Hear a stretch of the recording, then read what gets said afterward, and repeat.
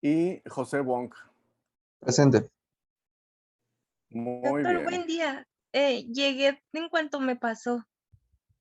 ¿Quién habla? Moreno ¿Quién? Castro. Moreno Castro. Ok, ¿dónde andabas, Moreno Castro?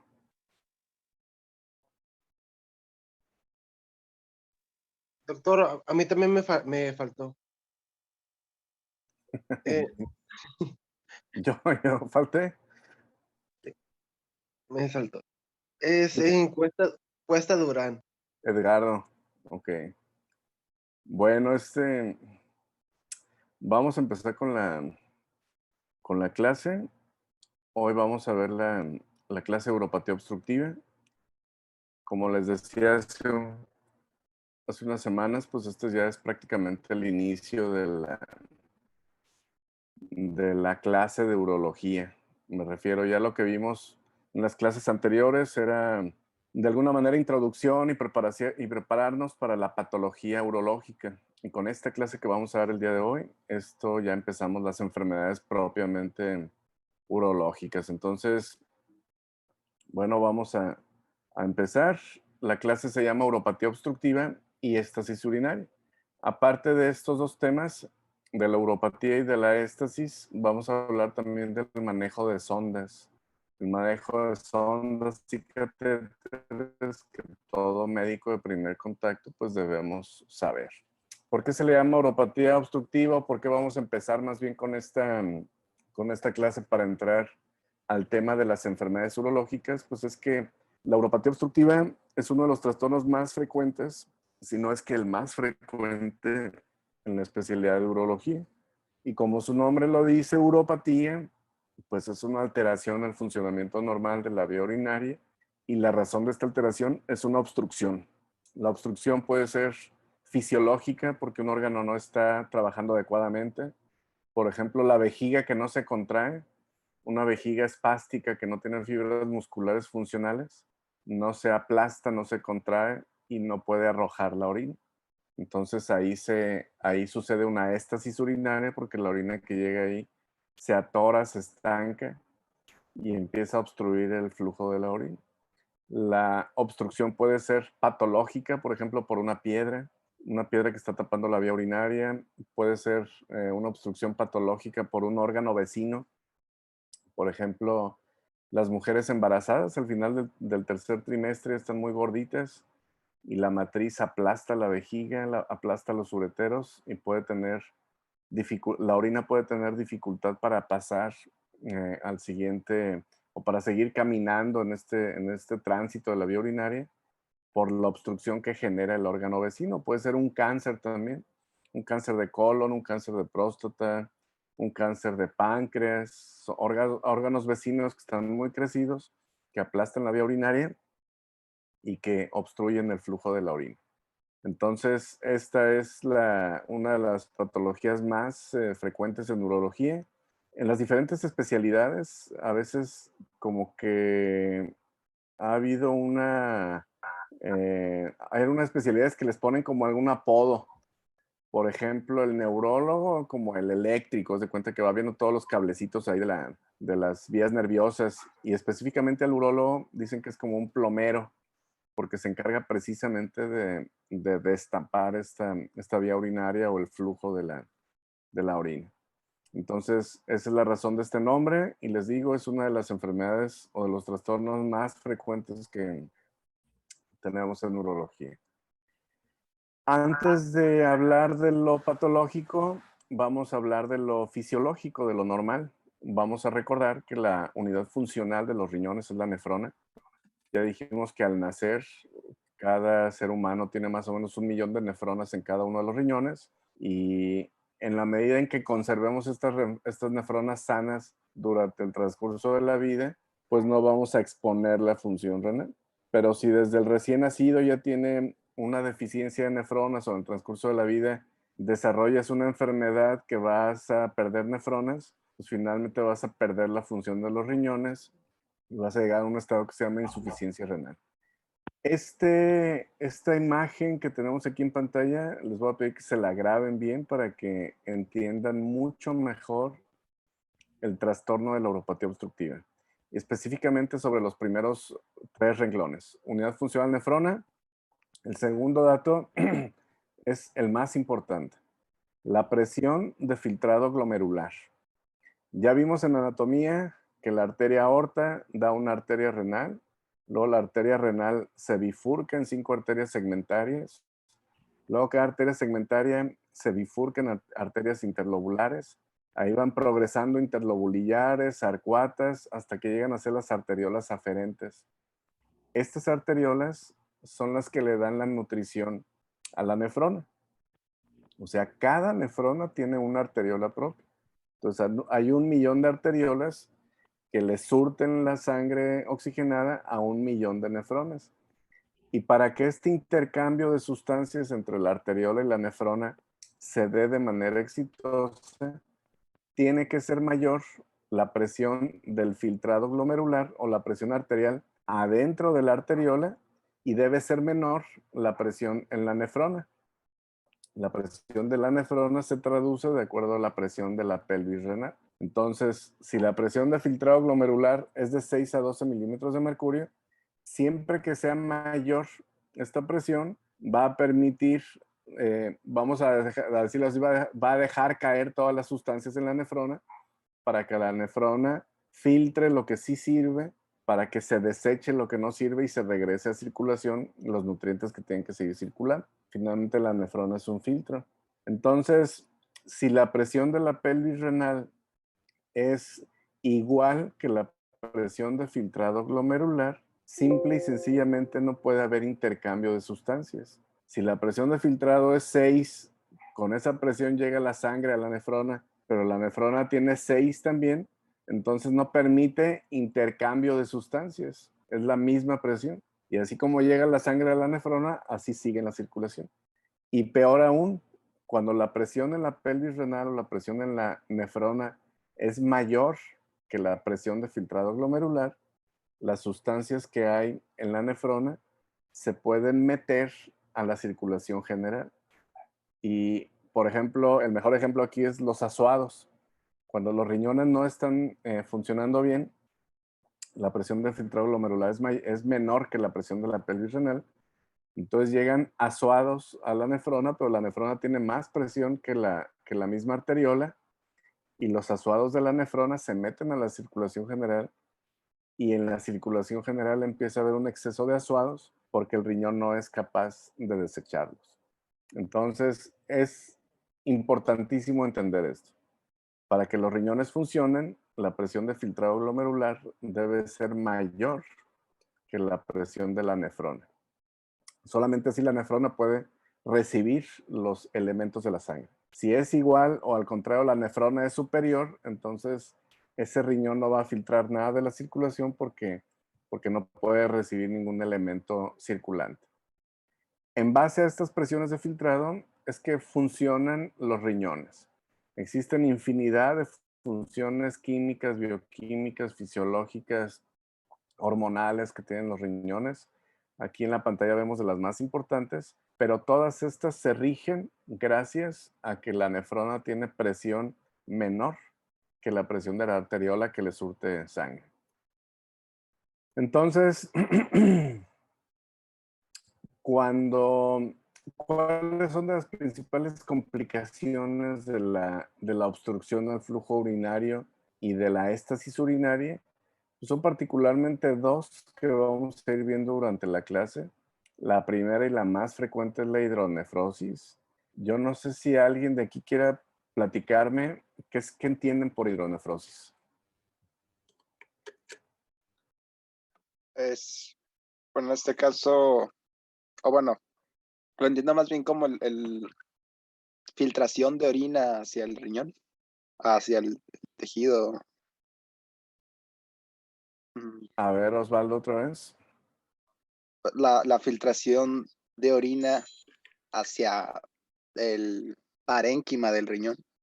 Ok, muy bien. Fíjate, estamos hablando de filtración, que es lo que hablamos ahorita, y ahora me dices que el parénquima está compuesto de nefronas. Y la verdad es que las nefronas se van perdiendo a causa de la hidronefrosis. Y esta pérdida de nefronas hace que el espacio de la pelvis sea más grande, que se va como más dilatado. tiene más espacio vacío y tiene menos nefronas. Y si tiene menos nefronas, la función de este riñón va a ser menor que la normal. Entonces, la hidronefrosis es precisamente eso, es un tipo de atrofia del riñón, se van perdiendo sus características físicas, pero sobre todo funcionales. Se va haciendo una bolsa en lugar de un tejido sólido y se le llama hidronefrosis si afecta solamente un riñón. El paciente puede tener un riñón hidronefrótico y el otro funcionando perfectamente bien. Pero si tiene hidronefrosis en los dos riñones, entonces el paciente ya no tiene riñón funcional. Y a esto se le llama insuficiencia renal. Una de las enfermedades más frecuentes en nuestro medio, aquí en nuestro medio, en nuestro estado y en general en los lugares donde tenemos temperaturas extremas, temperaturas muy altas, es la formación de litiasis urinaria. Los minerales que están en la sangre en exceso, el riñón los filtra y los saca a través de la orina para que no haya tanto en circulación. Pero de repente estos elementos naturales, minerales, se agrupan entre sí y forman piedras, forman litiasis. Les decía, esto es algo muy frecuente en lugares donde tenemos temperaturas como la nuestra. En esta pantalla vemos que el riñón derecho formó una piedrita. Esa piedrita que vemos en la figura número 1 tiene el tamaño como de un grano de arroz, o así empezó. Se formó en el riñón y el mismo flujo de orina la fue empujando, salió de los cálices, atravesó la pelvis y ya pasó buena parte del uretero y ahora se atoró en el cruce de los ilíacos. Entonces, el riñón derecho sigue formando orina, pero la orina ya no pasa a consecuencia de la obstrucción de la piedra. Como ustedes, espero que puedan ver mi cursor, fíjense que este riñón sigue formando orina, la orina viaja por el uretero, pero se queda atorada en el cruce de los ilíacos. Como la orina no pasa, ya tenemos aquí una uropatía obstructiva, porque está obstruido el flujo de la orina. Hay éstasis urinaria, el riñón no se da cuenta que está tapado, sigue formando orina y el uretero se sigue dilatando. Esto es gradual. El riñón sigue formando orina, el uréter se sigue dilatando hasta el momento, por ejemplo, que vemos en la imagen número 4, donde el uretero ya tiene un aspecto intestinal. Todas las fibras musculares que le daban la peristalsis al uretero se han fatigado. Esas fibras musculares en su momento estuvieron haciendo mucha peristalsis, mucha contracción para tratar de hacer pasar la orina a un lado de la piedra. Pero la piedra está tan atorada, tan impactada que no deja pasar ni una sola gota y llega el momento en que las fibras musculares se fatigan y dejan de funcionar. Ya no son elásticas, ya no son contráctiles y se empiezan a hacer un aspecto intestinal flojo, sin tono, aspecto muy dilatado. Quiero que vean también la imagen del riñón derecho en la figura número 1 y la imagen del riñón derecho en la figura número 4. En la figura número 1, todo este tejido que tiene este puntilleo que conforma propiamente el parénquima renal, todas esas son nefronas que estaban formando orina. Sigue formando orina, sigue tapado y va aumentando el espacio en la pelvis renal. La pelvis renal se va haciendo más grande y el parénquima renal se va haciendo más delgado.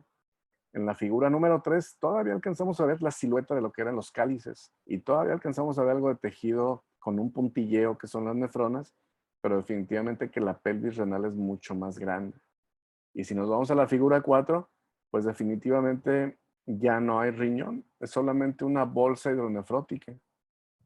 Todo el parénquima renal, todas las nefronas que estaban formando orina de ese riñón, se perdieron totalmente a consecuencia de la obstrucción. Ya no hay nefrones. El paciente de la figura número 1 y de la figura número 2 probablemente se veían beneficiados con un tratamiento a base de medicina. Tú le das una pastilla que disuelva la piedra, le das una pastilla que abra el uréter para que quepa la piedra, para que pase, y con eso alivia la obstrucción. Probablemente el paciente de la figura número 2, si no se alivió con medicamento, ya pueda necesitar una operación para sacar la piedra, y el de la figura número 3 definitivamente que ya no es de medicamento, sino que ese ya tiene que entrar a quirófano para entrar a destruir la piedra y para desbaratarla y para que pueda volver a fluir la orina a través de ese uretero. Pero el paciente de la figura número 4 ya no le sirve nada para destruir la piedra, porque ya no estamos salvando nada. Ya no tiene nefronas, prácticamente ya no tiene riñón. El paciente de la figura número 4 necesita una operación para quitar la piedra con todo y riñón. Si entramos a quitar la piedra, solamente ese uretero ya no sirve y esa bolsa hidronefrótica ya no va a formar orina. Solamente va a ser un foco de infección. Entonces lo que necesita el número 4 es entrar a quirófano y quitarle todo. Desde la piedra, uréter, pelvis y el resto del riñón. En un principio, este paciente tuvo un cólico renal. Hay diferentes sensaciones, diferentes pacientes toleran más el dolor que otros pacientes, pero cualquiera de estos tuvo un cólico renal al momento que la piedra salió del riñón al uréter. Si el paciente se tomó un medicamento, si el paciente estaba tomando otro analgésico para otra razón y pasó desapercibido ese cólico renal, pues nunca tuvo dolor en la fosa renal derecha. La piedra normalmente deja de doler cuando ya no está en tránsito. El dolor de la piedra de la litiesis es porque la piedra va caminando y va raspando y eso genera un dolor muy intenso. Pero si la piedra está estática, como en esta figura que la piedra ya se encajó, ya se impactó, ya no se mueve, el paciente ya no tiene dolor. Y si ese paciente va a hacerse un ultrasonido por cualquier otra causa, le van a diagnosticar una hidronefrosis y no van a saber por qué razón, porque incluso las fibras tan dilatadas del uretero a veces se esconden en la piedra y no dejan que el ultrasonido vea la piedra y nadie sabe por qué, pero el riñón ya está perdido. El tiempo que pase desde el paso número 1 al paso número 4, la imagen número 4, es muy variable, depende de muchas cosas, pero la enseñanza aquí es que mientras más pronto detectemos la obstrucción al flujo de la orina, vamos a poder proteger más cantidad de nefronas. Cuando ya esto se hace silencioso, que ya no le duele al paciente, pues simple y sencillamente llega al médico como un hallazgo y ya no hay forma de salvar o de proteger el riñón que formó la piedra. También quiero que vean los cambios morfológicos que ha tenido el riñón del lado izquierdo. Comparen el riñón izquierdo de la figura número 1 con el riñón izquierdo de la figura número 4.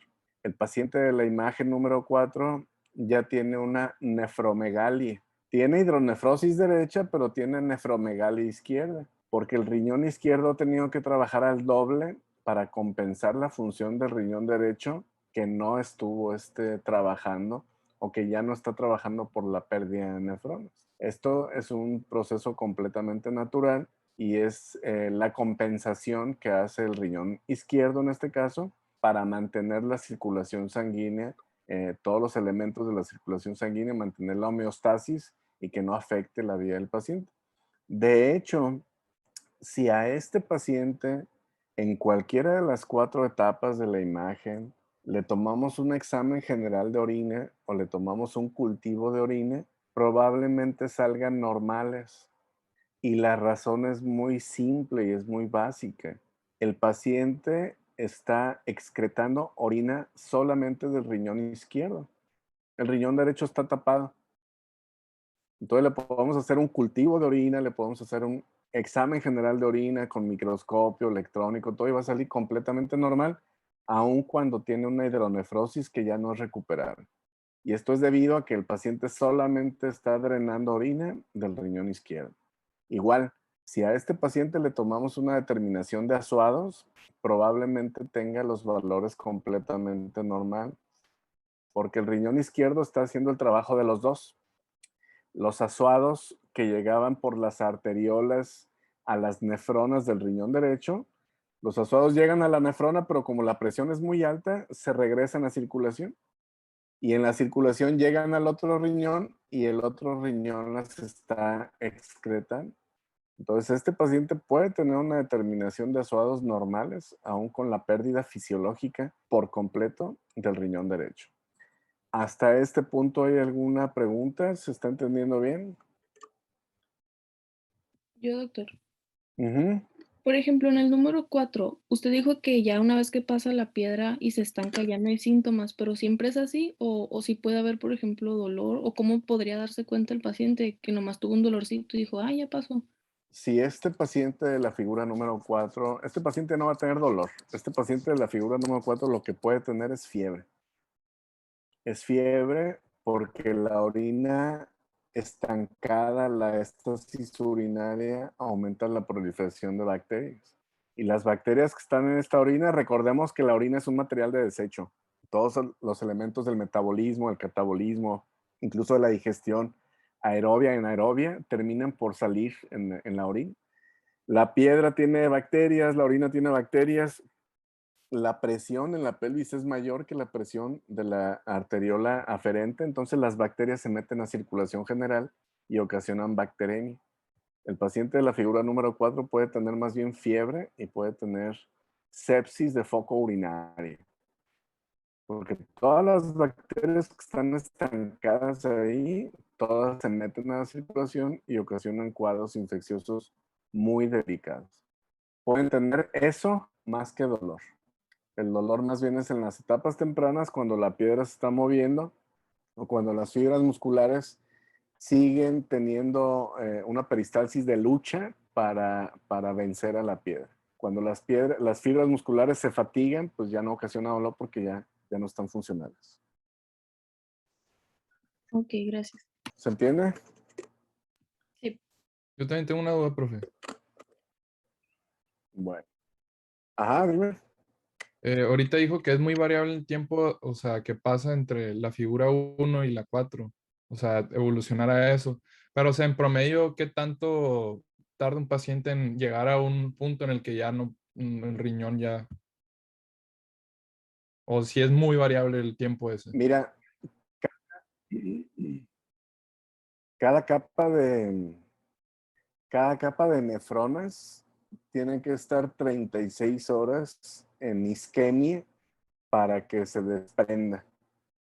Entonces, para pasar de la figura número 1 a la figura número 4 puede pasar 1 año y medio, 2 años, debido a la cantidad de nefronas que tenemos en ese riñón. Pero te digo, esto es variable por muchas cosas, por el estado de hidratación del paciente, por el estado de funcionalidad del otro riñón. Si es que la piedra todavía tiene alguna movilidad que deje que pase parcialmente algo de orina, pero así a grandes rasgos, a fines de esta imagen en particular, este señor duró de 1 año y medio a 2 años en pasar de la número 1 a la número 4. Tuvimos 2 años para diagnosticar. Obviamente, si el paciente no había nuestra consulta, pues no podemos adivinar que tiene esta enfermedad. Ok, entonces es muy lento. Y ¿No? lo peor de todo, aquí en nuestro medio, sí, aquí en nuestro medio, mucha gente tiene piedras en los 2 lados, en los 2 riñones. Y los 2 riñones se tapan y el paciente hace insuficiencia renal aguda o choque séptico y puede poner en peligro la vida por la presencia de piedras en los 2 riñones al mismo tiempo. Piedras que estén obstruyendo. El paciente puede tener un montón de piedras en cada riñón, pero si no están obstruyendo el flujo de la orina, no sucede esto. Entonces, ¿cómo llegamos? Fíjense bien la pelvis del riñón derecho, cómo se va perdiendo ese tejido, ese grosor, cómo va perdiendo nefronas hasta que se hace una pura bolsa hidronefrótica.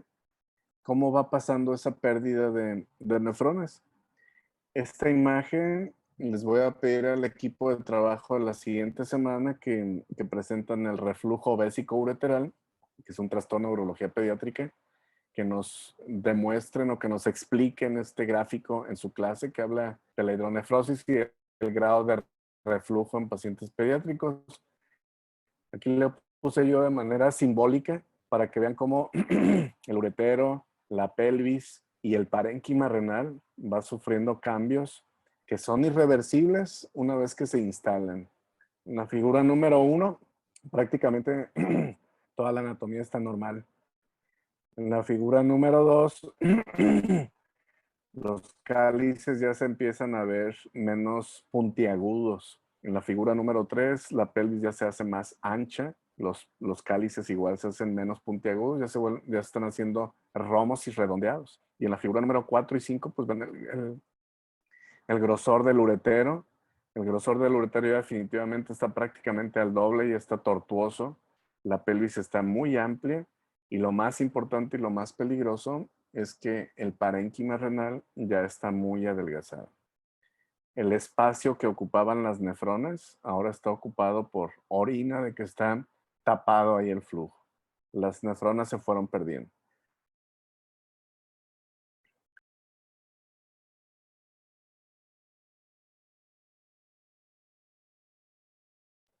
Ahora, ¿para dónde se van estas nefronas o cómo es que se pierden estas nefronas? Esta imagen que vemos a la derecha pues, es una imagen de anatomía completamente normal. Lo que yo les decía, llega la arteria, una sola arteria, luego se hacen 5 segmentarias y de ahí se van repartiendo para llegar hasta la parte más distal de la corteza y nutrir a todas las nefronas de todo el riñón. ¿Cómo se pierden estas nefronas? Principalmente por 2 mecanismos que son muy fáciles de comprender. El primero es atrofia de compresión tisular.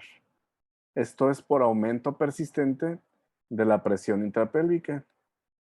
Aquí les voy a pedir que me vean acá en la pantalla.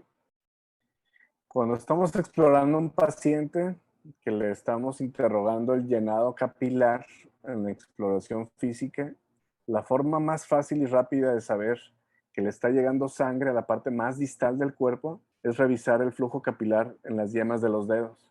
En cualquier mano, en cualquier dedo, lo que hacemos es aplastar y soltar. El tiempo que pasa en que yo estoy aplastando y que suelto, si se fijan, la huella, perdón, la yema, primero es pálida por el tiempo que yo estuve aplastando y en el momento que suelte, todos esos capilares empiezan a llenar otra vez de sangre. Eso traduce que yo tengo una buena presión arterial y que tengo un buen flujo de sangre que hace que los capilares se llenen inmediatamente. ¿Qué pasaría si yo al dedo lo mantengo aplastado?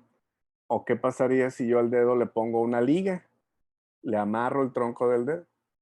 La sangre ya no llega a su destino final, a la parte más distal, a los capilares, y la superficie más, valga la redundancia, o las células más superficiales donde está la compresión, empiezan a sufrir isquemia por falta de irrigación arterial y empiezan a perderse. Tienen isquemia, tienen necrosis, que es muerte celular. Entonces, imagínense este mismo efecto del llenado capilar en el pulgar, en la yema del dedo pulgar. Imagínense que durante 36 horas está aplastado así. Eso va a ocasionar isquemia y las células más superficiales se van a necrosar y se van a morir. Bueno, pues esta misma presión que yo le estoy haciendo a este capilar es la misma presión que ejerce la obstrucción de la orina en la pelvis de los riñones. El riñón está formando orina, la orina debiera de seguir caminando, pero si ponemos una obstrucción abajo, la pelvis se empieza a dilatar. Y esa dilatación hace que aumenten las presiones. Y el aumento de la presión que está comprimiendo las paredes de toda la pelvis, de los cálices mayores y de los cálices menores, esa presión aumentada hace que las nefronas más superficiales sufran isquemia y sufran necrosis.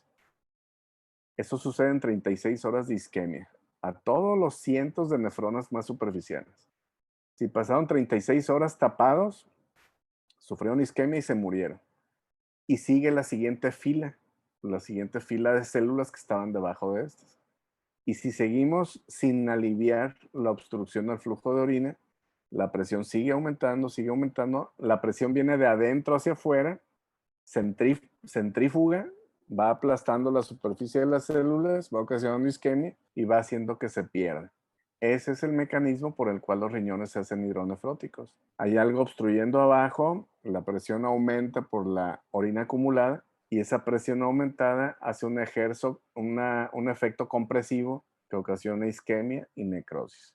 Ese es el principal y el más importante para que el riñón llegue a la hidronefrosis.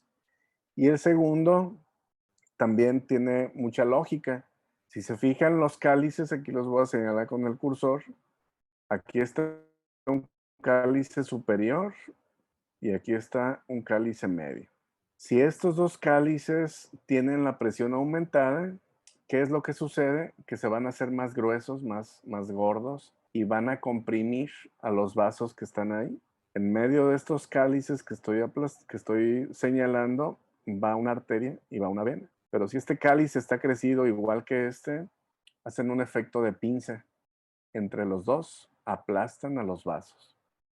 Esos vasos están sufriendo la presión de estos cálices dilatados, hacen que el diámetro de los vasos sea más delgado, que la presión sea más baja y que lleven menos sangre a la parte de la corteza del riñón. Entonces, al mismo tiempo que la obstrucción está literalmente matando nefronas superficiales por la presión aumentada, esta presión aumentada hace pinzamiento en los vasos interlobulares y ese pinzamiento hace que transporten menos sangre, que a su vez hace que sufran las nefronas más distales. De esta manera, solamente por un efecto compresivo, como lo vimos en la imagen, solamente por una piedrita, podemos hacer que se pierdan cientos de miles de nefronas de ese riñón por la presión elevada que ocasiona la obstrucción al flujo de la orina. ¿Se entiende bien esto? ¿Alguna pregunta al respecto?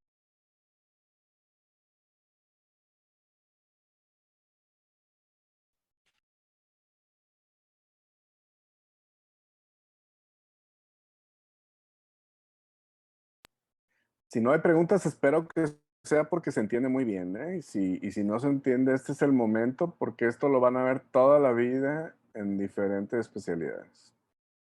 A mí sí me quedó, nomás quiero preguntar algo, profe. Ajá, sí, Ricardo. O sea, siempre las primeras nefronas que sufren son las que están más pegadas a la cápsula del riñón, pues las más superficiales, y de ahí para abajo se van a ir muriendo.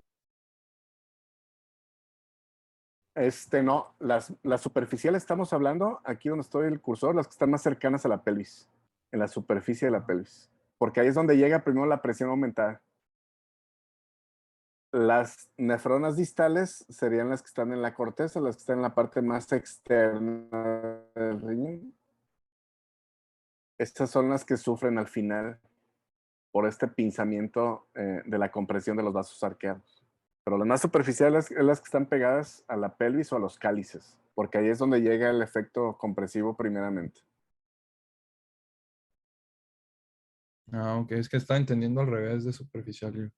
Ajá, no, me estoy refiriendo a la parte más cercana a la pelvis o a los cálices, las que están justo pegados a la pelvis o a los cálices, ahí es donde llega reflejada la presión aumentada primeramente. Entonces las últimas que se mueren son las más pegadas, las más distales. Las más corticales, los que están en la corteza. Y vamos a regresar acá a esta imagen, mira. Si te fijas en el dibujo número 1, la pelvis tiene su forma normal, pero como la presión está aumentada por la piedra que está ahí abajo tapando, las nefronas que se pierden primero son las que están cercanas a la pelvis. Ahí llega la compresión. Y de ahí se van perdiendo poco a poco, fila a fila, capa por capa, hasta que llegamos a la corteza, la parte más distante. Okay. ¿De acuerdo, Ricardo? Sí, ya entendí. Ok. Entonces, este es un proceso lento. Poco a poco el riñón se va destruyendo por completo y adquiere el aspecto de un saco de paredes delgadas. Este saco está lleno de líquido claro, que en el mejor de los casos puede ser orina con algo de bacterias, puede haber agua, electrolitos. En el peor de los casos puede haber pus. Y esto funciona como un foco de infección, un foco séptico. La imagen de abajo a la derecha, bueno, abajo a la izquierda es el riñón normal y abajo a la izquierda es una pieza de patología. Prácticamente estoy señalando aquí con mi cursor, esto es lo que quedaba de nefrones. Esta carnita que estoy mostrando aquí es lo que quedó de nefrones. Todo esto es una pura bolsa, la pura cápsula ya perdida. Y esta cantidad de nefrones de riñón, entonces, pues no servía más que como un foco de infección. Y esta es la piedra, lo que estoy señalando aquí. Esta es la piedra que está impactada justo en la unión uretero-piélica. Ok. Este mismo fenómeno de obstrucción al flujo de orina puede darse en a cualquier altura de la vía urinaria. Ahorita hablamos de la vía urinaria superior, los dos riñones, que es la parte más alta. Puede haber obstrucción adentro del riñón, puede haber obstrucción en el uretero, puede haber obstrucción en el tercio medio de la vía urinaria, particularmente en la vejiga o en la próstata. Y puede haber obstrucción también en la parte más baja o en la parte más distal, que es en la uretra. Ya revisamos la parte de arriba, vimos el ejemplo de una piedra. Yo les decía que puede haber piedras tapando la orina en los dos riñones al mismo tiempo. Esto es una situación de extrema urgencia. Y ahora vamos a ver la obstrucción cuando sucede en el tracto urinario medio. Específicamente vamos a revisar lo referente a cómo la próstata puede ocasionar esto mismo. Esto que estoy señalando aquí es el músculo detrusor. Esta es la vejiga. Estos dos orificios que estoy señalando, este es el meato ureteral derecho, este es el meato ureteral izquierdo. Esto se conforma con el trígono, con el cuello vesical. La orina que llega aquí a la vejiga se expulsa cuando el detrusor se contrae. La orina sale por este conducto que es la uretra. Aquí alcanzamos a ver el veromontanum, que es donde llegan los conductos eyaculadores. Pues esta es la situación normal. Después de los 40, 45 años y por cuestión de deprivación hormonal, los hombres tenemos cambios en la fisiología de nuestro cuerpo y uno de ellos es el crecimiento de la glándula prostática. Entonces, la glándula prostática, como ven en la imagen de la derecha, acá no ocasiona ninguna obstrucción al flujo de orina, pero este crecimiento que estoy señalando aquí aplasta la uretra prostática y no deja que la orina pase libremente. Entonces se empieza a ver uropatía obstructiva en el tercio medio o en el tracto urinario medio por crecimiento de la próstata. Clínicamente, esto el paciente lo manifiesta con un adelgazamiento del chorro urinario. El paciente tiene que empezar a pujar para poder orinar, ya que pujando es como puede vencer la resistencia al flujo de orina. Esta obstrucción al flujo de orina en el tracto urinario medio se le reconoce una etapa de compensación y una etapa de descompensación, igual que lo que vimos en el tracto urinario superior.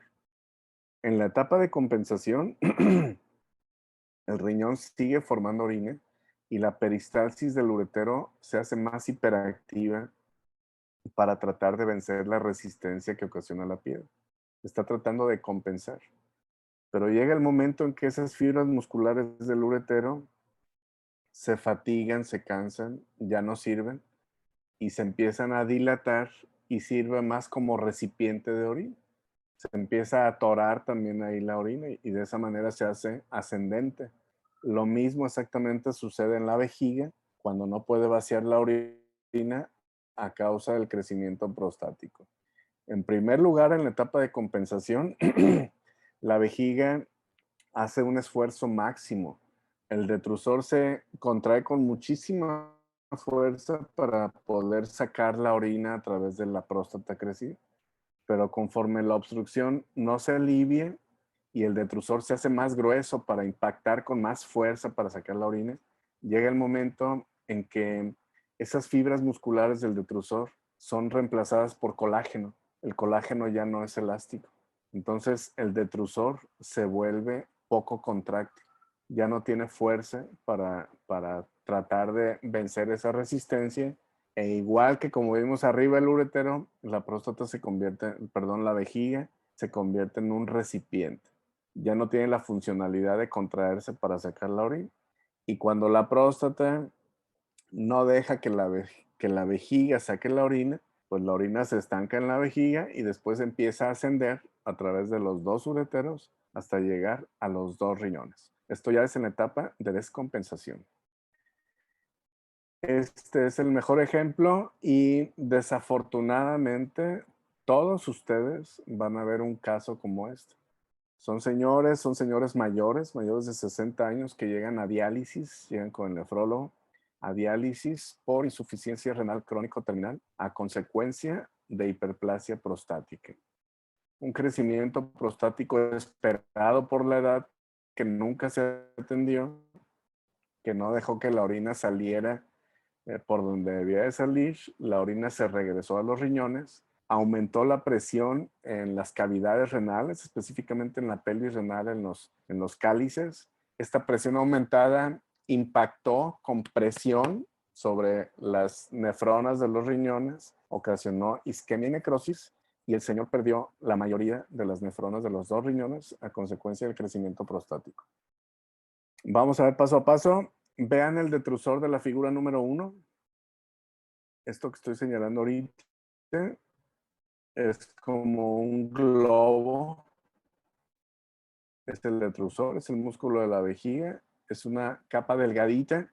Ese globo le permite aplastarse si está vacío y le permite dilatarse para que se llene de orina. Y ya que está a cierto nivel, se vuelve a contraer, se vuelve a aplastar para expulsar la orina. Eso es en condiciones normales. En el dibujo o en la figura número 2 ya hay crecimiento prostático y el detrusor se empieza a engrosar porque es un músculo que está actuando con mucha fuerza. Exactamente cuando ustedes van al gimnasio y empiezan a hacer brazo, por ejemplo, si le meten mucha fuerza al brazo, el brazo de ustedes se va a hacer grueso, se va a hacer grande, se va a hacer fuerte por el ejercicio, por la fuerza que lo están obligando a hacer. El detrusor igual. El detrusor tiene que esforzarse con más fuerza para vencer la resistencia que está ocasionando la próstata. Como el alivio no ha llegado, la obstrucción a la orina no se ha liberado, el detrusor se sigue engrosando. Vean aquí la figura número 3. El detrusor se sigue engrosando, pero llega a ser tan grueso que ya no le permite recibir más orina. Se está engrosando para tener más fuerza, pero ese grosor ya no le permite distenderse. Al perder esa capacidad de distenderse, la orina no sale porque la próstata está tapando, la vejiga ya no tiene forma de recibir más orina porque ya no es elástica, ya no se distiende, y la orina se empieza a regresar. Entonces, la orina que caía del riñón a través del uretero llega a la vejiga, no puede salir por el crecimiento de próstata, la vejiga no puede ponerle más fuerza para sacarla y la empieza a regresar. Entonces vean ustedes, ya vimos el detrusor de la figura número 1, que es un detrusor delgadito. Veamos el detrusor de la figura número 4, es prácticamente como pues muy grueso, totalmente disfuncional, ya ni se contrae ni se estira. Veamos los ureteros. El uretero de la figura número 1 cumple con su función de transportar la orina del riñón hacia la vejiga, la deposita ahí para que salga de ahí, pero como está tapado por la próstata, el uretero empieza a trabajar doble. Lleva orina y regresa la misma orina que no puede salir. Ese exceso de trabajo de las fibras musculares del uretero hace que pierdan su elasticidad, su contractilidad, y se empieza a hacer un uretero tortuoso igual. Vean el uretero de la figura número 1 con el uretero de la figura número 4. Son totalmente disfuncionales. Parecen asas intestinales. Ya no sirven para lo que deberían de funcionar. Y ahora lo peor de todo, veamos las nefronas del riñón en la figura número 1, que es el riñón izquierdo. Vean todo el parénquima que tiene aquí. El cáliz bien formado, los cálices, la pelvis bien formados, pero a medida que la obstrucción está abajo y no puede salir la orina al exterior, la presión se va haciendo ascendente. El impacto de la obstrucción de la próstata en la vejiga primero lastima la vejiga, después lastima los ureteros y después esa misma presión repercute arriba en las nefronas que están cerca de la pelvis. Entonces vean la pelvis de la figura número 1, de la figura número 2, el riñón de la figura número 3 ya es totalmente patológico. Vean el uretero cómo están, las paredes del uretero también engrosadas, la cantidad de nefronas que tiene el riñón del lado izquierdo ya se perdió.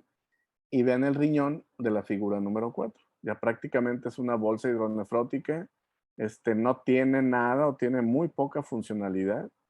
y pues ya no hay nefronas ahí, por lo tanto ya no hay formación de orina, y por lo tanto todos los elementos nocivos que están en circulación sanguínea ya saben que no pueden excretarse por el riñón y el paciente cae en algo que se llama insuficiencia renal crónico terminal. El paciente de la etapa número 1 y de la etapa número 2 probablemente se alivió y evitaría todo esto tomándose una pastillita diaria. Una pastillita que facilite el flujo de orina, que le dé más fuerza a la vejiga para que el paciente siga orinando. Si el paciente de la etapa número 2 no tuvo la oportunidad de recibir ese medicamento, va a progresar a la etapa número 3. O si el medicamento ya no le sirve, no cumple su efecto por X o por Y razón, va a pasar a la etapa número 3. Y estos dos pacientes, el de la 2 y el de la 3, son los candidatos ideales ya para un tratamiento quirúrgico. Cuando ya empezamos a ver engrosamiento de la vejiga, engrosamiento del uretero, dilatación de la pelvis, de los cálices, si las pastillas no le sirven, tenemos que operar, señor. Tenemos que entrar a quirófano para quitarle parte de próstata que está obstruyendo, para que la orina que llega a la vejiga salga al exterior sin problema. Porque ya hay cambios morfológicos en la vía urinaria a consecuencia del crecimiento de la próstata que está causando obstrucción. Entonces, 2 y 3 van a quirófano. Y el paciente de la número 4 ya no le hacen una. El paciente llega a consulta de urología con una próstata gigantesca, con hidronefrosis bilateral, con infecciones urinarias, tapado, con sonda Foley, pero ya no hay nada que hacer. De nada sirve que lo pasemos a quirófano a quitarle la próstata si ese detrusor ya no sirve, si esos ureteros ya no sirven y sobre todo si no tiene nefronas. Ya no tiene nefronas, lo único que le queda es diálisis o hemodiálisis, que eso acorta la expectativa de vida y el señor a partir de aquí ya empezó una cuenta regresiva. Ya no va a vivir lo que le tocaba vivir a consecuencia de que no tiene nefronas. ¿Por qué no podemos trasplantar a este señor? Porque no tiene vejiga donde pegarle el riñón nuevo. Esa vejiga ya está muy lastimada, ese detrusor no sirve. Si injertamos a este paciente, ese detrusor va a echar a perder el injerto que le pongamos. Entonces, el crecimiento esperado, que todos sabemos que va a suceder en este paciente que nunca se atendió, lo llevó a insuficiencia renal y lo va a llevar a la muerte. Les digo, desafortunadamente todos ustedes van a ver casos como este, en todas las instituciones, incluso en la vía privada, de gente que nunca se atiende o se cuida su salud y que evoluciona de manera natural y termina con estas complicaciones. ¿Alguna pregunta hasta aquí?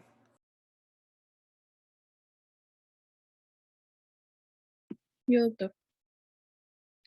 Por ejemplo, esto sería pues en los hombres, ¿no? Pero en las mujeres, ¿qué podría provocar? ¿O esto es propio de los hombres? Este ejemplo que estamos hablando de la próstata es exclusivamente de los hombres.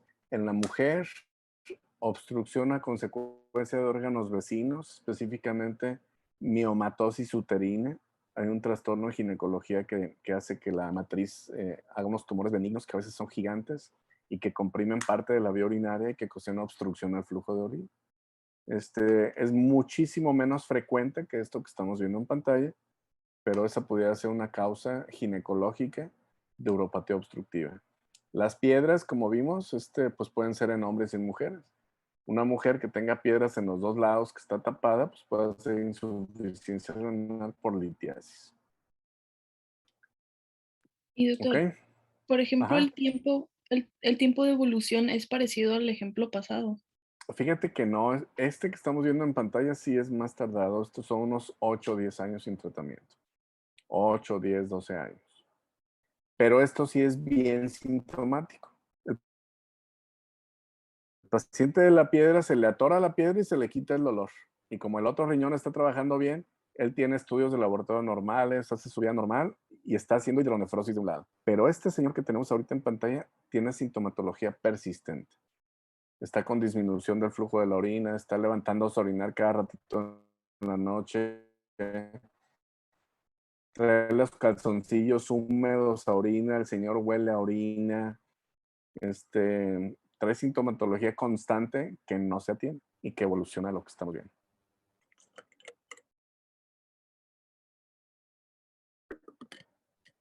Ok, continuamos. Gracias. Bueno, entonces ya vimos el tracto urinario superior, que fueron los 2 riñones, que fueron los ureteros. Ya vimos el tracto urinario medio, que es básicamente vejiga y próstata. Pero qué nos queda por revisar? Pues precisamente el tracto urinario inferior, que es la uretra. Independientemente si es hombre o mujer, los dos tenemos uretra. Y si la uretra tiene un trastorno obstructivo, va a ocasionar obstrucción al flujo urinario y va a afectar tanto a la vejiga como a los ureteros como a los riñones. ¿Cuál es la principal causa de lesión uretral que condiciona obstrucción? El trauma, el traumatismo. En las mujeres, el mecanismo más importante de lesión a la uretra es la caída a horcajadas. Esto quiere decir, por ejemplo, imagínense el cuadro de una bicicleta, la mujer va pedaleando y se cae y cae sobre la estructura metálica de la bicicleta y se lastima justo en el perine, que es donde está la uretra, y se trona, se lesiona la uretra y pues se rompe, se lesiona, hace un callo y ese callo hace obstrucción al flujo de orina. Ese es el mecanismo más importante en las mujeres. En los hombres también es el trauma. El trauma, por ejemplo, ustedes ven en los videos, en los bloopers de chavos que andan haciendo patineta y que andan haciendo trucos y todo esto, que caen sobre tubos, pues ellos se revientan la uretra, se la cortan en 2 pedazos. Una vez que se lesionó la uretra y que empieza a cicatrizar, hace una cicatriz muy gruesa y esa cicatriz es la que impide el paso de la orina y empiezan a hacer la obstrucción distal ascendente. El paciente se lastima abajo, ya casi a la salida de la orina, pero como no pasa la orina a través de ahí, pues empieza a ser todo distal como acabamos de ver, de abajo para arriba. Primero la vejiga, luego los ureteros y luego los riñones otra vez. Y aquí hay una causa iatrogénica muy frecuente, que es la colocación de sonda Foley por personal no capacitado. En cuanto ustedes lleguen a urgencias en el primer rotación del internado, el R1 de urgencia los va a mandar a poner sondas, pero a lo mejor ni el R1 de urgencia sabe poner sondas, a lo mejor ni el R2 de urgencia ni el R3. Y si le hablan al R1 de uro, a lo mejor tampoco sabe poner sondas. Y esto es porque nunca han leído la técnica quirúrgica de cómo colocar una sonda. Colocar una sonda es un procedimiento invasivo. Hay quien lo considera como una cirugía porque a veces usamos anestesia. Pero si nunca en la vida hemos visto o hemos leído, o las dos cosas, hemos leído y hemos visto cómo se coloca una sonda, cuando nos mandan a poner una sonda, lo más frecuente es que ocasionamos un daño irreversible en la uretra. Normalmente son señores mayores que llegan a urgencias en retención urinaria aguda, mandan al interno a que ponga una sonda, la próstata está crecidísima, el paciente está sangrando, tiene coágulos, el médico interno no sabe porque nunca ha puesto una, se le encima al paciente tratando de meterle una sonda a la fuerza y lo único que ocasiona es lastimar el trayecto de la uretra. Y después nadie puede ponerle una sonda y hay que hacer otro procedimiento de urgencia. Este es un estudio, se llama uretrografía retrógrada. Este es un estudio que hacemos en pacientes que tienen lesión de uretra y que la uretra no permite que pase la orina. Aquí les voy a mostrar. Ok. Esto que vemos acá, que estoy señalando, es la mano del médico que está haciendo el estudio. Y esto que estoy señalando ahorita es el grosor normal de la uretra. Este cilindro grueso aquí es el grosor normal. La mano del que está haciendo el estudio puso una jeringa abocada al meato de la uretra en la cabeza del pene y por ahí está pasando medio de contraste, que es lo que vemos en pantalla. Y justo aquí donde estoy señalando es donde el paciente tuvo una lesión. Este muchacho se cayó en una bicicleta, en el tubo del marco de la bicicleta y se fracturó la uretra. Entonces, este es el grosor normal que él debería tener. Aquí tuvo la fractura de uretra y la orina que viene de acá de la vejiga, cuando tiene que pasar por la uretra para salir al exterior, aquí se atora. Y de aquí no pasa. Y este muchacho está haciendo uropatía obstructiva, se le va a empezar a dilatar esta parte de la uretra, luego se le va a empezar a engrosar el detrusor, y luego se va a empezar a dilatar los ureteros, y luego la pelvis, y luego va a ser insuficiencia renal. consecuencia de que la obstrucción está en la parte más distal. Y estas patologías se van reflejando de abajo hacia arriba hasta que llegan a las nefronas. ¿Ok? Entonces, podemos ver que en cualquier parte de la vía urinaria podemos tener un proceso obstructivo que no deje que se elimine. Esto precisamente es lo que se llama uropatía obstructiva y esta es urinaria, y esto es lo que puede traer las dos complicaciones principales. Solamente son dos, una es infección de la orina y la otra es insuficiencia renal crónico terminal. Infección, bueno, pues el estancamiento de la orina, el hecho de que la orina no esté fluyendo, que la orina no esté transitando constantemente, esto conduce a infección.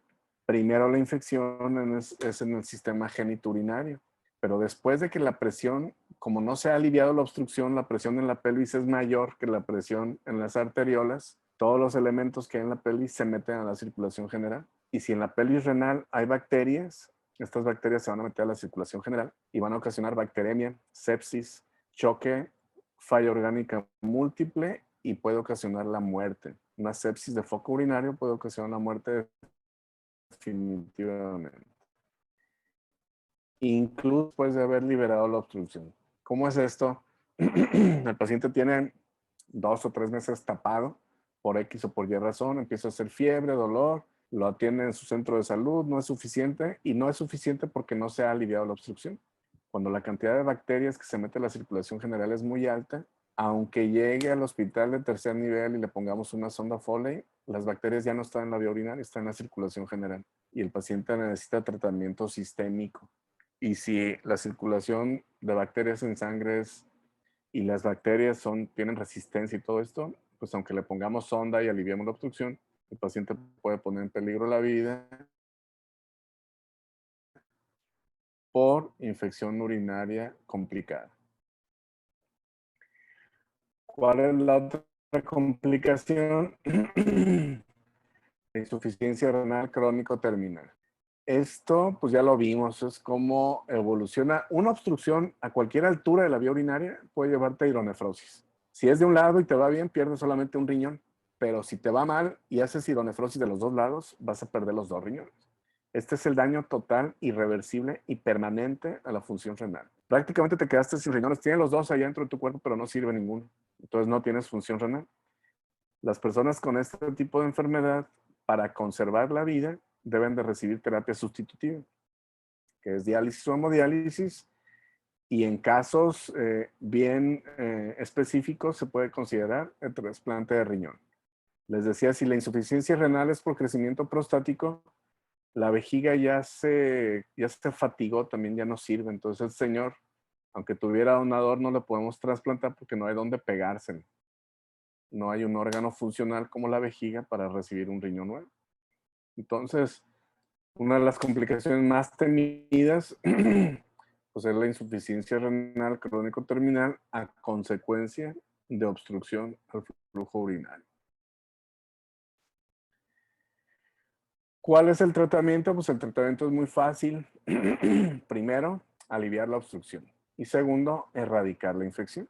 Si eso es la causa de todo esto, pues prácticamente así debería de ser el tratamiento. Antes de entrar al tratamiento, ¿alguien que tenga alguna pregunta, que no haya quedado claro algo?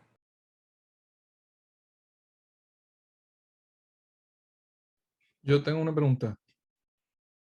O sea, una persona, como dice que hace insuficiencia renal por afectación, o sea, por ejemplo, el caso que de la próstata, que no se puede trasplantar, y hace enfermedad renal en etapa terminal y pues necesita hemodiálisis y no puede trasplantarse. O sea, ese paciente, ¿cuál es la esperanza de vida que tiene con hemodiálisis?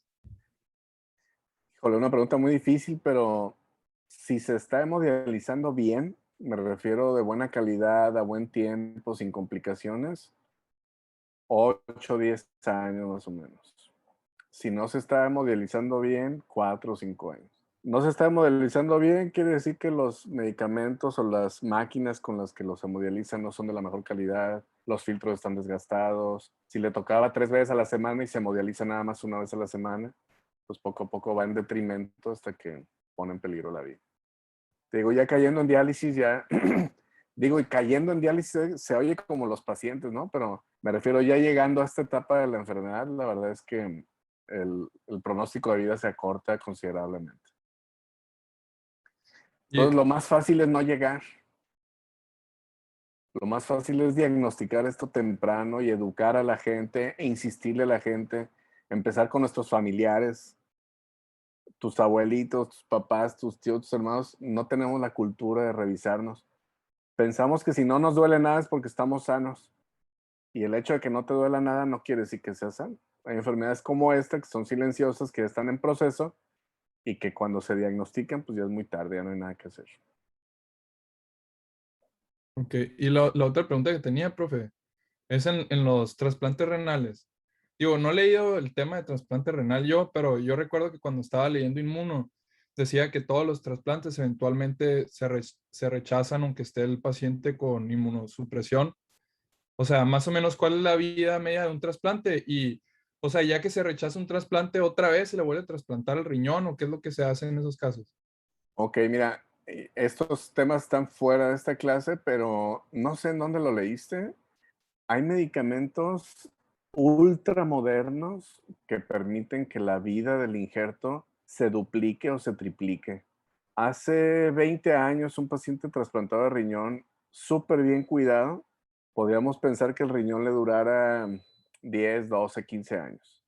Ahorita con los medicamentos que hay en la actualidad, el paciente se injerta el día de hoy y el injerto le dura 30, 35 años, es la mitad de la vida. Entonces los medicamentos, las técnicas, los cuidados han avanzado muchísimos. Ciertamente hay factores de riesgo para rechazo que esos pues no se han podido mejorar, pero un paciente bien estudiado, bien atendido, puede tener esperanza de vida para un injerto de 25, 30 años. ¿Qué pasa cuando se le acaba la vida funcional a este injerto? Se le vuelve a poner otro. Si el paciente tiene donador, tiene los medios, lo volvemos a trasplantar. Aquí en la ciudad yo tengo sobre todo una paciente muy jovencita, bueno, jovencita, 35 años, ya tiene su tercer trasplante. El primero fue a los 6, 6 años de vida, el segundo fue a los 20, el primero lo donó su papá, el segundo su mamá y el tercero fue donador cadáver. Y ella pues está haciendo su vida completamente normal con su tercer trasplante. Entonces esto es de acuerdo a cada caso en particular. Si no se hubiera trasplantado a los 6 años, pues ahorita ya no estaría. No había llegado a la adolescencia.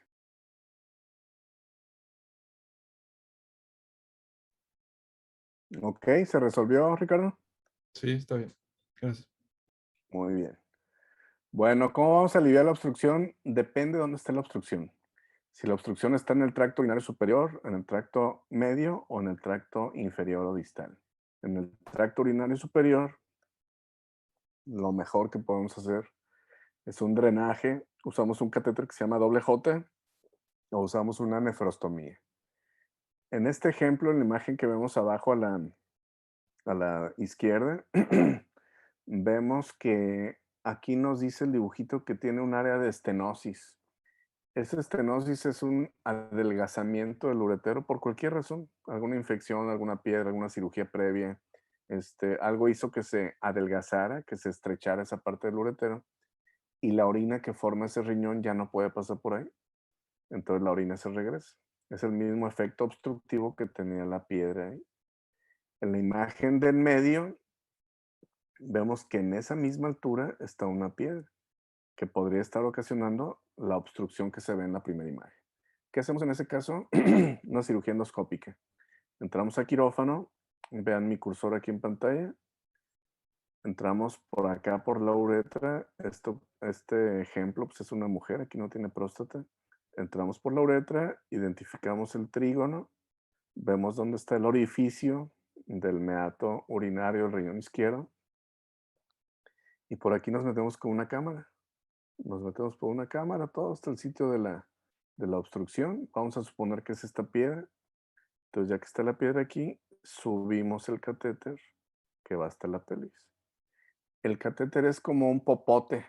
Imagínate que es un popote que además de los orificios del popote en los extremos, tiene orificios en el trayecto del cuerpo del popote. De modo que la orina vaya por dentro y vaya por los lados para que haga turbulencia. En el momento que colocamos el catéter y que lo subimos hasta la pelvis, toda la orina que estaba acá atorada, toda la éstasis urinaria que estaban condicionando la dilatación de la pelvis y de los cálices, toda esa orina se mete a la luz del popote y baja directo hasta la vejiga. Se brinca el sitio de estenosis y se brinca el sitio de la piedra y se acaba la obstrucción. En ese momento inmediatamente la pelvis empieza a desinflar, por usar una palabra, se empieza a desinflar, empieza a volver a la normalidad y las nefronas que estaban sufriendo esa compresión, esa isquemia, regresan a la normalidad. Las que se pudieron salvar pues siguen igual vitales y habrá algunas que queden sufriendo y que finalmente se desprendan. Pero en el momento que aliviamos la obstrucción, que desinflamos la pelvis, se acaba el problema.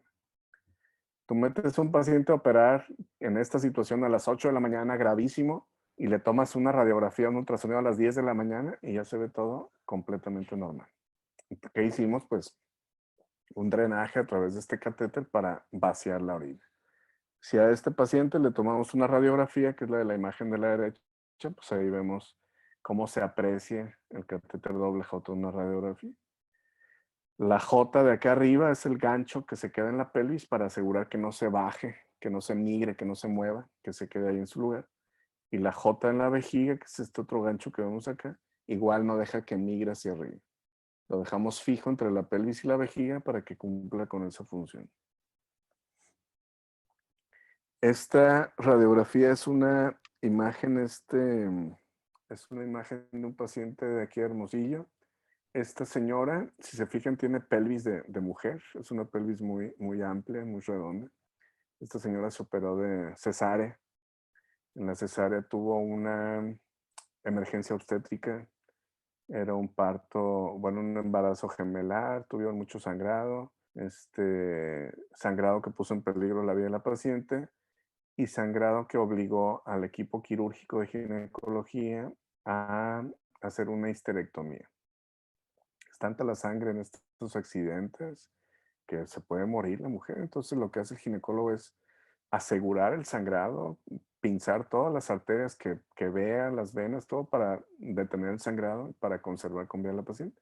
Pero en estas situaciones es frecuente que desafortunadamente se lesionen órganos que no tenían nada que ver, como los ureteros, por ejemplo. Entonces, esta señora la operaron un día antes de esta tomografía.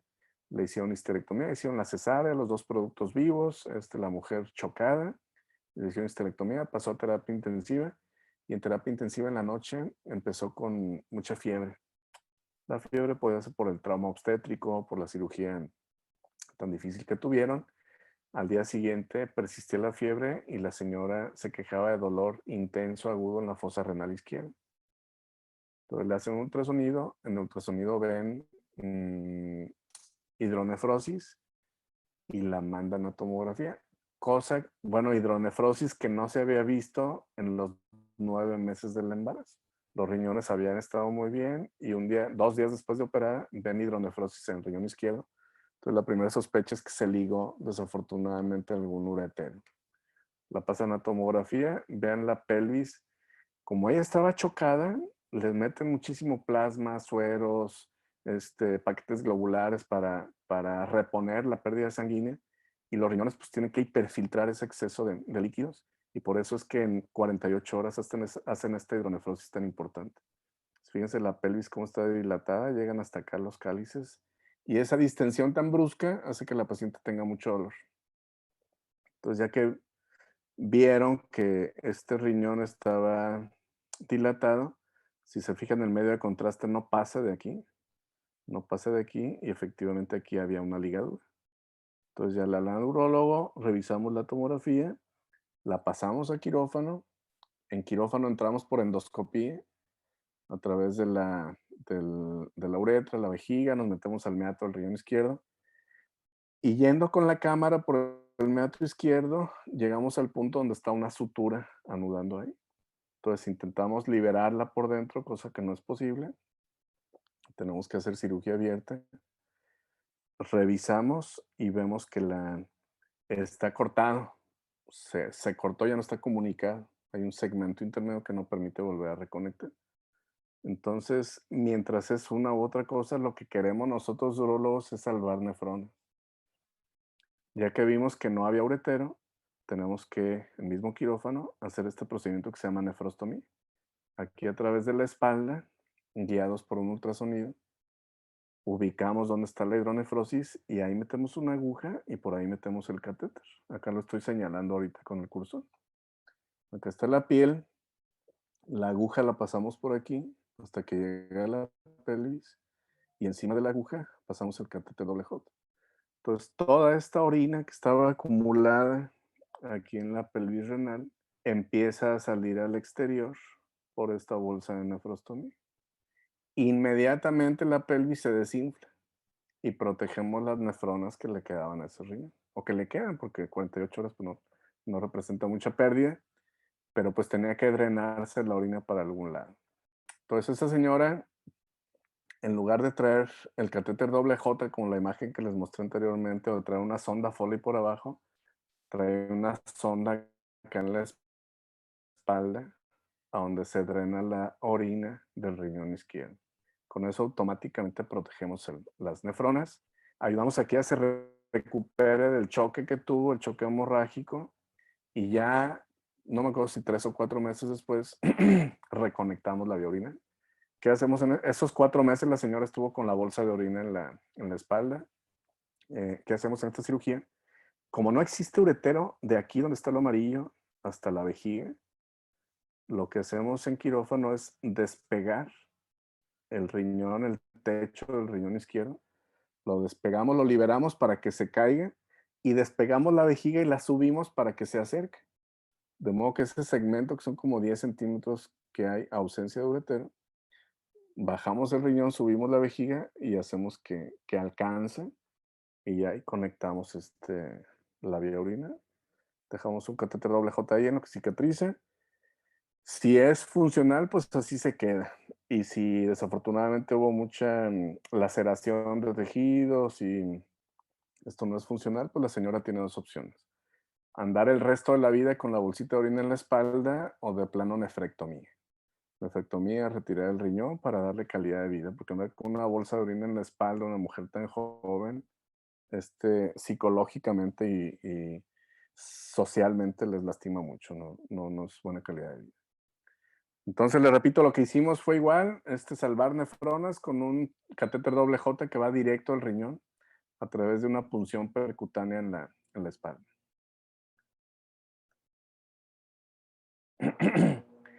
Eso es obstrucción en el tracto urinario superior. ¿Qué pasa en el tracto urinario medio?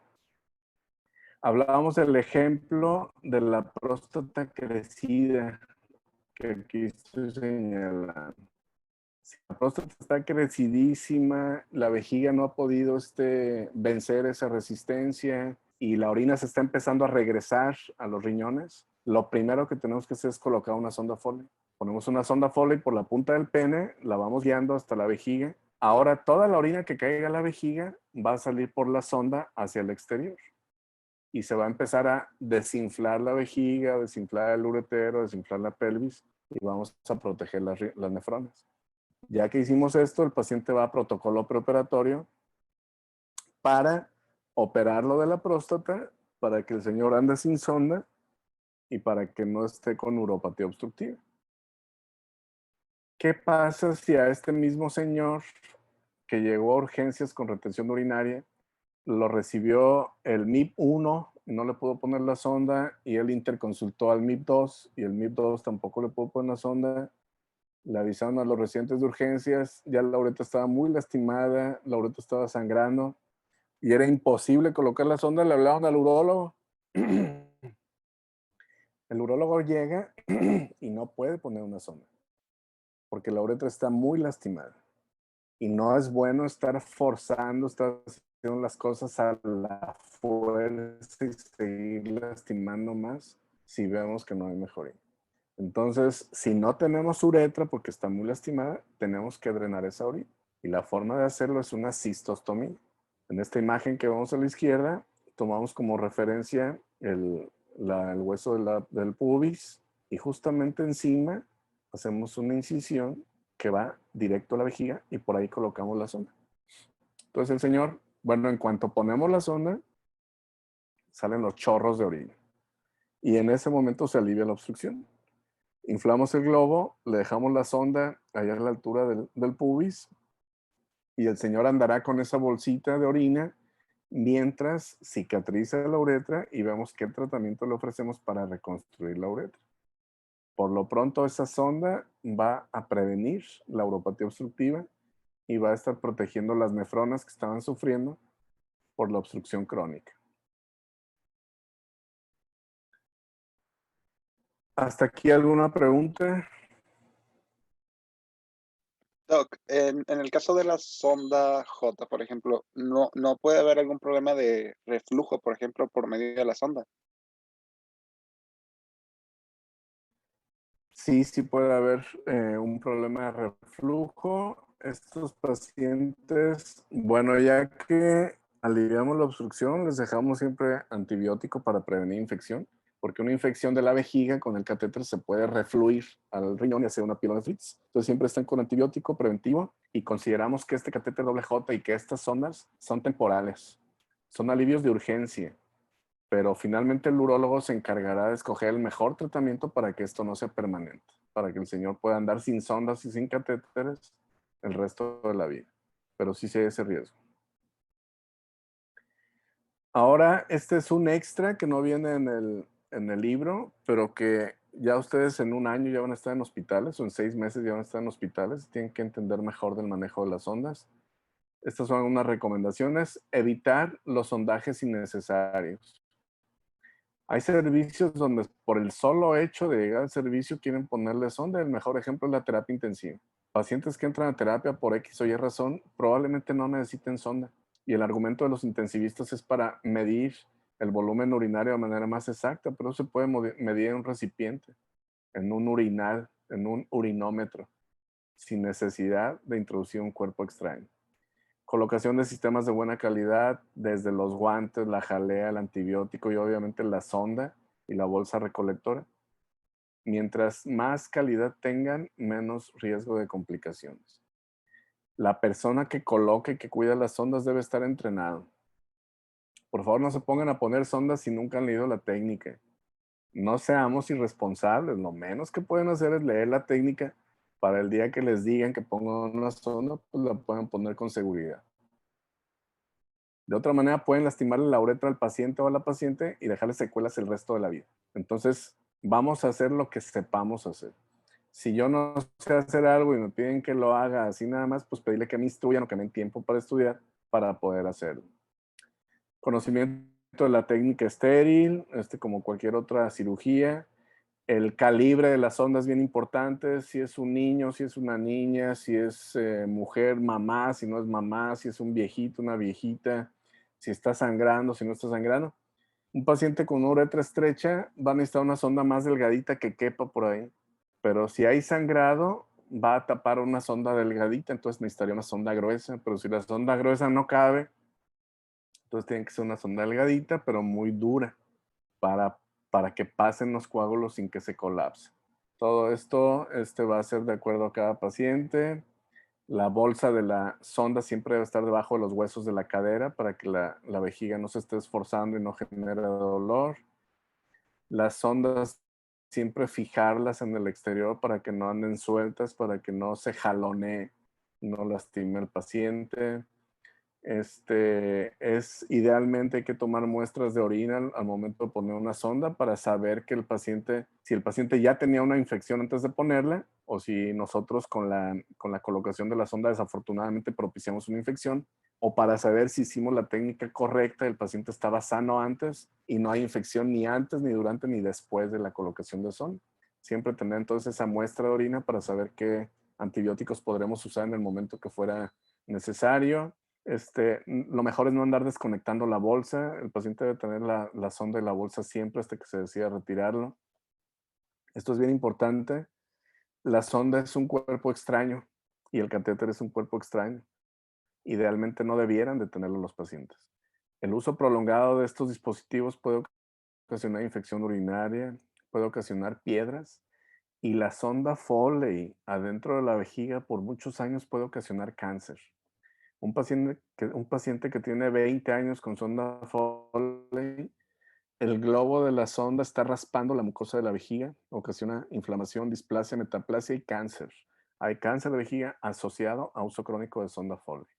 Entonces, saber cuándo poner y cuándo retirar. Una retirada precoz y oportuna solamente por el tiempo que lo necesite el paciente. Esto otro también es bien frecuente, sobre todo en los pisos de medicina interna, que le van a quitar una sonda al paciente y les piden que les hagan ejercicios vesicales. El ejercicio vesical consiste precisamente en pinzar y despinzar la sonda temporalmente varias horas al día antes de retirarla. Eso no sirve para nada. Si esta clase estamos hablando de que la obstrucción del flujo de orina ocasiona todos estos problemas, no hay una sola justificación para pinzar la sonda. Si pinzamos la sonda, estamos tapando el flujo de orina. Entonces, estos ejercicios solamente sirven en pacientes con vejiga neurógena. Hay más de 6 tipos de vejiga neurógena y solamente a uno le sirven.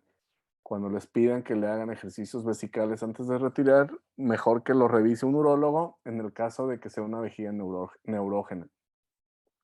Si el paciente no tiene vejiga neurógena, quítenle la sonda sin hacer ejercicios, no va a pasar nada. Les decía, la sonda es un cuerpo extraño, ajeno al cuerpo, puede ocasionar infección, por lo tanto sabemos que la sonda se va a colonizar a partir de las 24 horas y el paciente tiene que tener profilaxis antibacteriana para prevenir infecciones de foco urinario. Tomamos muestra de cultivo al ponerla y tomamos muestra de cultivo 7 días después de quitarle la sonda. Y ya esa fue la parte final de la clase. Todo lo que vimos de uropatía obstructiva está tomado del libro de Smith. Vienen varias preguntas en el examen de esta clase. El tema viene bien desarrollado ahí en el libro de Smith para que lo lean. Espero que la clase haya sido comprensible. Y todo lo que platicamos de sondas y el manejo de sondas viene en las guías de práctica clínica de urología, específicamente del manejo de sondas. Hasta aquí, ¿alguien que tenga alguna pregunta, algún comentario?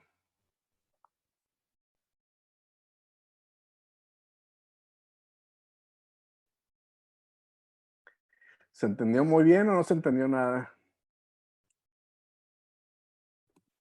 Sí, sí se entendió. Sí. Oigan, les pido disculpas que toda la clase estuve raspando la garganta, pero ando bien ronco. Así que una disculpa por eso. Le voy a mandar la clase a las jefas de grupo para que ellas la compartan con el que le interese. Y si no, prácticamente de aquí viene todo en el libro, para que le den un tiempo para leerlo y terminen de entender mejor el tema. ¿De acuerdo? Sí, doctor, muchas gracias. Muchas gracias. Gracias, doctor. Gracias, doctor. Órale, pues, que les va muy bien. Gusto de saludarlos. Nos vemos el siguiente martes a las 9 de la mañana. Muy bien. Igualmente, bye bye. Igualmente, doctor. Gracias. Gracias.